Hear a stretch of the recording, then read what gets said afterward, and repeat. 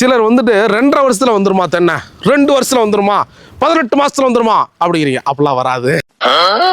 நாம என்ன சொல்றோம் அப்படின்னா, குறைந்தது 36 குருத்தோலைகள் வெளியே தள்ளின பின்னாடி தான் அந்த மரம் பாலை தள்ளக்கூடிய, முதிர்ச்சியை அடையக்கூடிய, அதாவது வயதுக்கு வந்துட்டுன்னு சொல்லுவாங்க இல்லையா, அதுபோல அந்த பருவநிலையை அடையும்.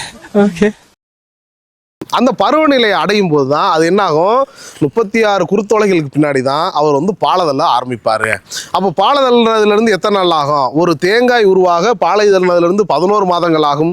ஒரு இளநி உருவாக 6.5 மாதங்கள் ஆகும்.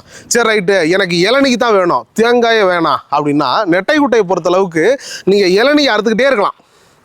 எனக்கு மரம் உயரம் போகக்கூடாதுங்க அப்படின்னு நினைக்கிறீங்களா? ஒரே ஒரு சிம்பிளான வழி என்ன தெரியுங்களா? 25 நாளைக்கு ஒரு தடவை நீங்கள் இளநி இறக்கிட்டே இருங்களேன். 25 நாளைக்கு ஒரு தடவை எப்படி இளநி இறக்குறது அப்படின்னு சொல்லி கேட்குறீங்களா? நான் சொல்கிறேன், ஒரு மட்டைக்கும் ஒரு பாலைகள் வெளியே தள்ளும் பொழுது கிட்டத்தட்ட 13ல் இருந்து அதிகபட்சமாக 17 பாலைகள் வரைக்கும் வெளியே தள்ளும். ரைட்டு, நான் மாதம் ஒரு டைம் இறக்கணும். ஒரு முறை வந்து பாலை உருவானதுலேருந்து உங்களுக்கு எத்தனை நாள் ஆகும்? 6.5 மாதங்கள், குறைந்தது 6 மாதங்கள் ஆகும். இளநியாக வந்து அது வந்து உருவாக, குறும்பையாக இருந்து இளநியாக உருவாக 6 மாதங்கள் ஆகும். 25 நாளைக்கு ஒரு தடவை, 26 நாளைக்கு ஒரு தடவை நீங்கள் இளநி இறக்கிட்டே இருந்தீங்கன்னா, பொதுவாக இளநி இறக்கக்கூடிய மரங்கள் அவ்வளோ வேகமாக வளராது. காரணம், அடுத்தடுத்து நீங்கள் வந்து மரத்தை வந்து அது இருக்கிற சத்துக்களை வந்து நீங்கள் உரம் கொடுத்துட்டே இருப்பீங்க, திருப்பி ரிட்டர்ன்ஸ் எடுத்துக்கிட்டே இருப்பீங்க.